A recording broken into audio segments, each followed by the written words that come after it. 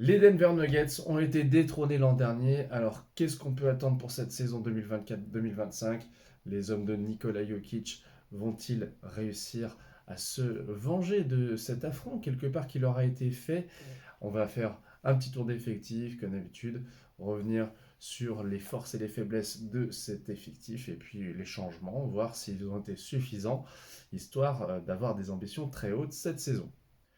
Donc bonjour, bienvenue sur le Seigneur des Arceaux. On se retrouve pour la série de preview avec une petite pensée d'abord pour Dikembe Mutombo qui a porté évidemment les couleurs de Denver et qui est décédé aujourd'hui au moment où j'enregistre cette vidéo. Donc c'est une grande tristesse hein, pour les fans de basket et notamment ceux qui ont connu la période des années 90 où il a été un représentant ultime de la défense, un des plus grands défenseurs que la Terre et porté en termes de basket. C'était vraiment un homme aussi apparemment vraiment très touchant et impliqué. Donc voilà, je voulais commencer cette preview par cet hommage. Mais on va parler d'un autre grand bonhomme de Denver, c'est Nikola Jokic, le triple MVP s'il vous plaît, serbe qui a réussi ces dernières années à s'imposer comme un des plus grands joueurs également euh, un maître au rebond, à la passe, à l'organisation, puis au scoring. Même si ce n'est pas sa priorité, il cherche toujours à ce que son équipe gagne avant tout. Moi, j'ai eu la chance de le voir au JO cet été. C'était extraordinaire de se rendre compte de visu à quel point il est important, il est valuable dans le jeu. Il organise autour de lui les mouvements, il répond présent quand il faut.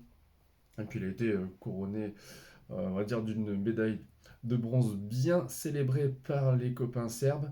Bref, il va revenir en forme après ce succès au JO et puis il va retrouver une ossature qui est celle qu'il a connue en tant que champion, c'est-à-dire Jamal Murray à la main. On a Michael Porter Jr. et Aaron Gordon sur le front court. Il y a quand même un petit changement puisque Kentavious Caldwell-Pope est parti gagner un petit peu plus d'argent du côté d'Orlando. Et puis, à sa place, il y aura sans doute Christian Brandt qui va trouver une place au poste 2.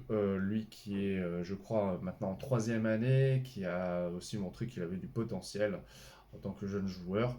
Euh, on a aussi à signaler l'arrivée d'un MVP, mine de rien, d'un roi du triple-double en la personne de Russell Westbrook, qui va probablement jouer remplaçant, et qui a affirmé qu'il voulait vraiment être utilisé dans son rôle le plus, on va dire, efficace, et celui qui rend les autres meilleurs.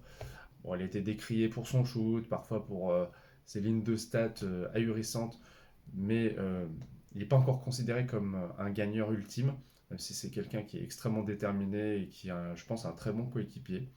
Euh, c'est intriguant de voir ce qu'il va donner dans cet effectif-là. Euh, Qu'est-ce que ça peut donner? Deux rois du triple-double qui jouent ensemble. Je crois que c'est pas si souvent que ça, même à l'époque que nous vivons où il y a beaucoup de joueurs qui aiment faire un petit peu tout sur le terrain. Donc, Coach Malone a cette mission, lui qui, semble-t-il, a eu un peu des bisbilles avec le management. Il va pouvoir continuer son projet. C'est ce que j'aime bien chez ces Nuggets, hein, c'est la continuité. Mais franchement, en dehors de Westbrook, il n'y a pas vraiment d'arrivée qui permettent de se dire, ah, ils vont franchir encore un cap, ils vont gagner un peu plus en solidité. Alors, ils gagnent en expérience, c'est sûr. Les blessures restent toujours un petit problème, que ce soit Michael Porter Jr. Plus récemment, on a eu donc Jamal Murray qui a réalisé de très beaux playoffs à certains moments où il a été décisif, mais il y a eu physiquement des petits pépins. Ça s'est vu au JO hein, d'ailleurs. Il n'a pas été à son niveau. Donc cette équipe des Nuggets, elle est capable de pratiquer un jeu collectif, solide, bien léché quand même, où les rôles sont bien répartis. Je pense que Westbrook va réussir à s'intégrer. Euh, il va montrer ce qu'il a réussi à faire à Los Angeles, que ce soit d'abord aux Lakers, puis aux Clippers. C'est-à-dire, j'apporte de l'énergie et de la hargne. C'est peut-être un petit peu ce qui manquait à ces Nuggets l'an dernier, eux qui se sont fait croquer par les jeunes loups du Minnesota. Donc, pour cette année, moi, je les vois quand même dans le top 6. Hein. J'ai du mal à les imaginer en dehors de ces 6 premiers de l'Ouest, sachant que l'an dernier ils se sont battus jusqu'au bout pour la première place, mais ils n'ont pas su détrôner à la fin Oklahoma. Donc gare aux Nuggets, même si leur manque de profondeur sur le banc m'inquiète un petit peu. Après une année, c'est long, ça peut être couronné par différents changements. On verra ce que fait cette équipe. Et en tout cas, j'attends dans les commentaires vos remarques, savoir ce que vous en pensez et si vous êtes optimiste pour les Nuggets. A bientôt donc sur le Seigneur des Arceaux pour plein d'autres previews. Salut!